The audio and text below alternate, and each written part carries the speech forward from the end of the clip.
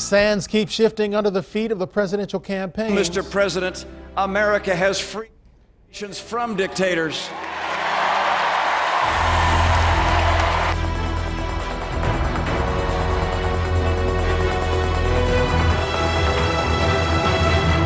There you see Mitt Romney as the sands keep shifting under the presidential campaigns. Yesterday we focused on the president. Today, Republican political analyst Bill Spadea joins us with a look at Team Romney. Let's talk about what Mitt Romney has to do to try to get some control. He's been reactive as opposed to proactive in the aftermath of that statement he made on the 47%. But it's been from jobs to the economy to foreign policy, back to other things. How does he get back some control? Well, part of it is, Brian, that events really shape campaigns like this. So we have this colossal disaster with the murder of an American ambassador, and it shifted the debate really for at least a period away from the economy and on to foreign affairs. And then, of course, you've got the United Nations, and you have this dictator Ahmadinejad now talking about the elimination of Israel, and I think that when you put that into context of how Mitt Romney is running his campaign, he has been saying very, very clearly from the beginning that this president has failed to lead, and it has made us weaker in this region. And of course, as a result, now you've got violence, and there was a poll out yesterday that talked about how the American people think that our relationship with the Muslim world has deteriorated over 4 years, and it was something like 45 or 46%. So I think what Mitt Romney now needs to do, specifically in these battleground states of Missouri and Colorado and Iowa, Florida, Ohio, is he's got to get back on track talking about two things. One, that how important it is to have a national leader that shows America is very strong, and two, get the discussion back to the economy as well. Remember, we've still got 8% unemployment for the past 43 months, and you've got a double deficit, $16 trillion, and the one thing that is not being talked about a lot, but I think really needs to be a part of the debate, especially among middle-class workers and households, is that gas prices have doubled in the 4 years that Barack Obama's been president. Well, to be fair, presidents don't have any effect on gas prices. That's something that each political campaign will use. Yes, but they and no. really don't. Yes and no. I mean, I think part of the discussion is what would happen if this president allowed the Department of Energy to approve drilling a lot faster and kind of cut through the red tape for a lot of the exploration. I think that really is the driving issue. And would that drive gas prices down? Yes, we think if the supply increased, you would absolutely drive the prices down. So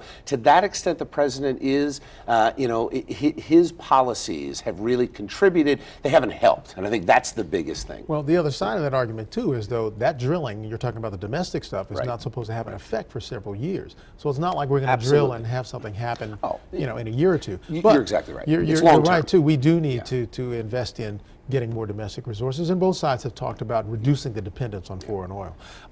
Let's go back here to where we are now. What does each candidate do to take control of the message? Right now, as you said, it's the events that are driving it. How do they regain control? Well, for Mitt Romney, he's got to stop reacting to the small things. I think the idea that we had almost a 48-hour news cycle on what percentage of Mitt Romney's income was paid in taxes, to me, that was a complete distraction, and we lost a couple days. From the president's perspective, I think what he's got to do is hope that Mitt Romney keeps talking about things like income tax and his status as a wealthy American. So, if the debate shifts back to the 8% unemployment, the $16 trillion debt, the fact that gas prices are high, which again, even though that's a long-term solution, the real issue is, can Mitt Romney effectively ask the question, are you better off now than you were 4 years ago? And if you can ask that question and voters start to respond to that, to kind of scratch their heads and say, we're really not better off now than we were 4 years ago. The American position in the world is weaker than it was 4 years ago, despite the killing of Osama bin Laden. So you've had some of these successes that the White House is pointing to, and I think the president's got to continue to point to those successes. And but I will say though, if he does that and ignores the real economic struggle that's going on in the middle class in this country, I think it's going to hurt him, especially in places like North Carolina and Virginia. And on election night, those are the two states that I think you're going to watch to see really where this election is going to go. We hear a lot about two others in particular, Florida and Ohio. We see both men spending a lot of time in both states. What does each one have to say, particularly Mitt Romney, because President Obama has enjoyed perhaps a slight surge since the Democratic convention. And there have been a couple of gaffes that Mitt Romney made that may have hurt him just a bit.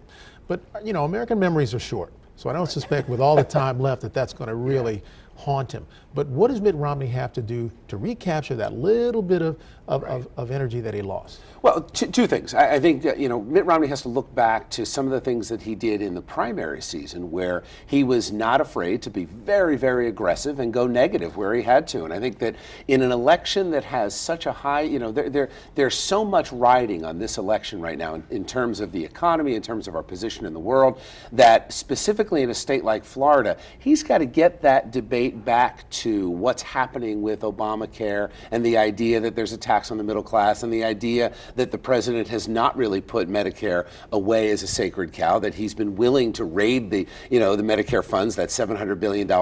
Mitt Romney's got to make that a part of the discussion to on one hand, allay some of the fears that a lot of seniors have that, boy, you know, it's the Republicans that are going to come in and take away my Medicare, and talk about how his solutions to the healthcare crisis and to the fact that, you know, seniors want to know and be comforted that this is going to be there for the long term. And of course, look, we all know it's not going to be if they keep doing what they're doing now. You're absolutely right. Seniors, a big part of this election. We'll talk more next time. Always Thanks, a pleasure. Brian.